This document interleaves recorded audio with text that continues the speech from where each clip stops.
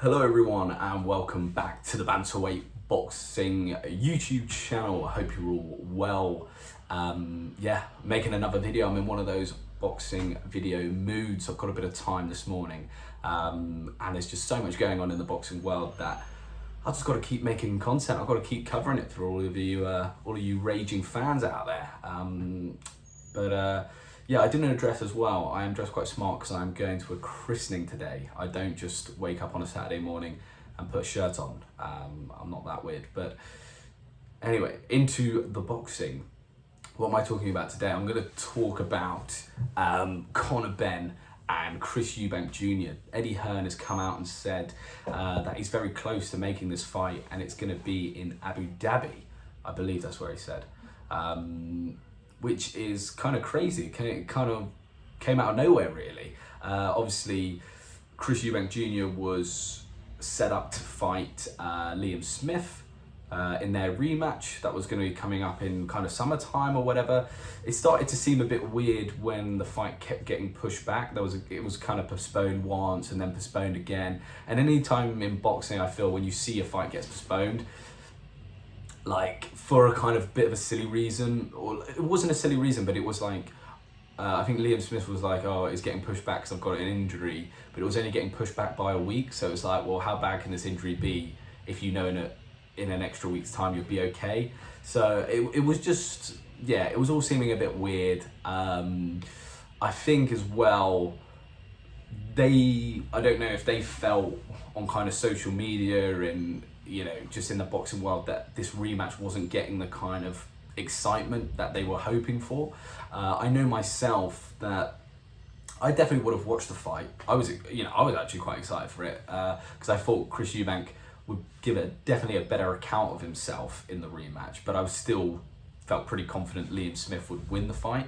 So I was still kind of excited for the fight, but I think that was more as someone who is quite a big boxing fan and would, I'm going to watch boxing every Saturday, whenever it's on, I'm going to watch it. So, you're not trying to grab the attention of people like me. It's more the general public who would look at a pay-per-view and go, would I watch that? Would I not? And if you were maybe a bit more on the casual side of a boxing fan and you had seen the first fight and seen how dominant, Liam Smith was in that victory, you'd probably be like, I'm not going to pay 20 quid to watch the rematch.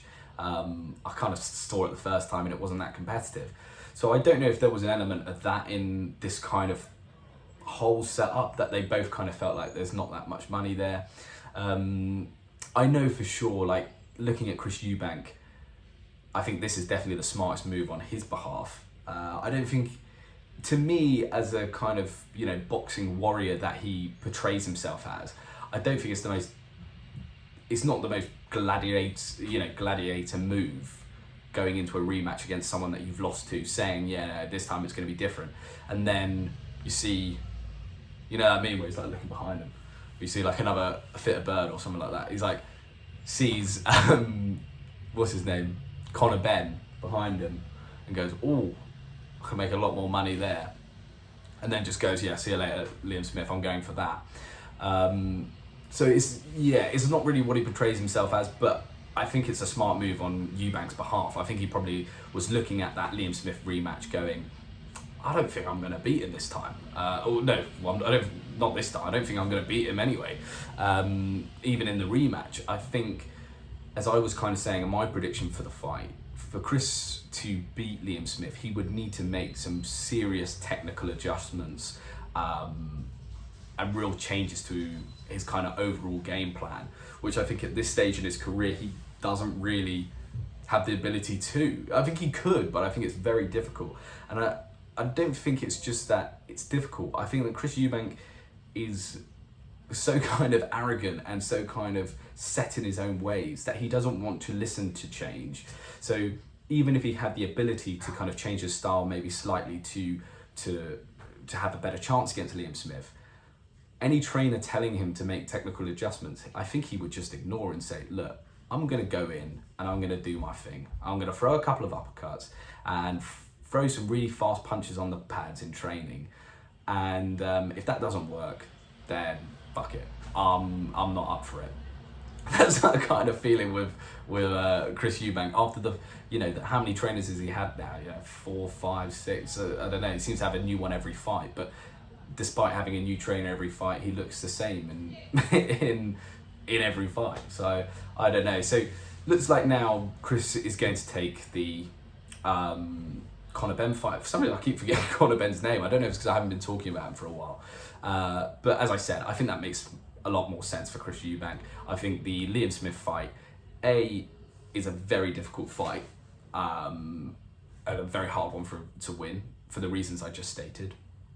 B, I think the Conor Benn fight, financially, there's a lot more money in it. I think in terms of the fans, they haven't seen it yet, unlike his fight with Liam Smith. So there's kind of a level of uncertainty. They've got the history with their dads, etc.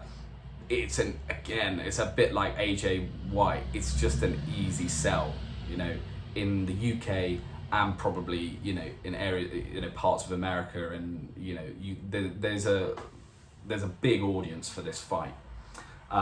So I think it makes sense for him. And the third is financially, not only financially, but also I think he has a lot more of a chance of winning against Conor Benn. Conor Benn is the smaller guy. He's been very inactive, obviously, with all the kind of drug-related issues.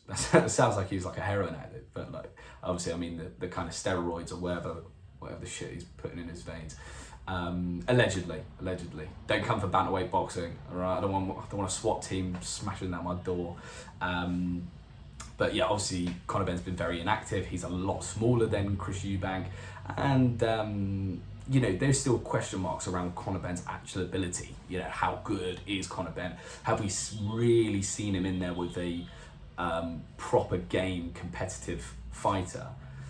Someone you think it's more of a 50-50 fight? I don't think so. I think I've always kind of backed him going into the fights. I think the opposition hasn't been top tier.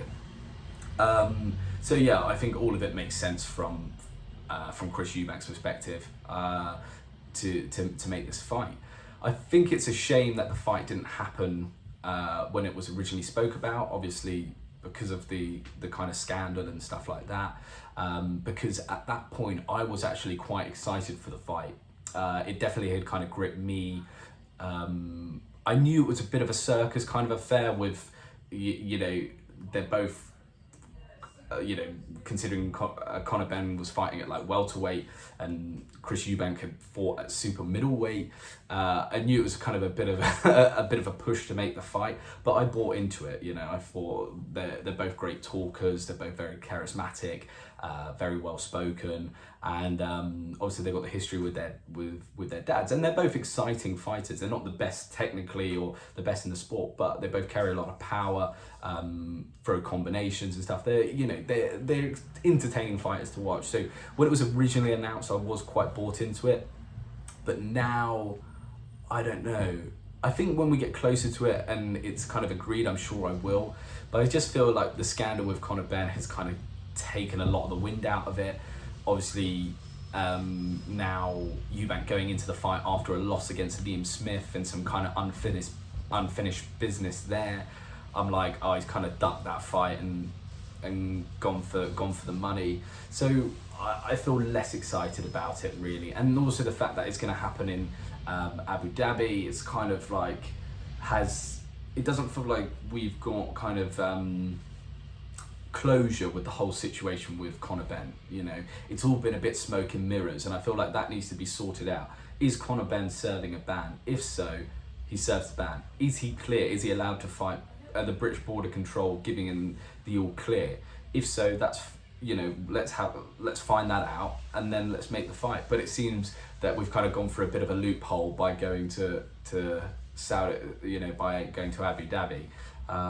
So I don't know. I'm still gonna watch the fight. I still think it's an entertaining one.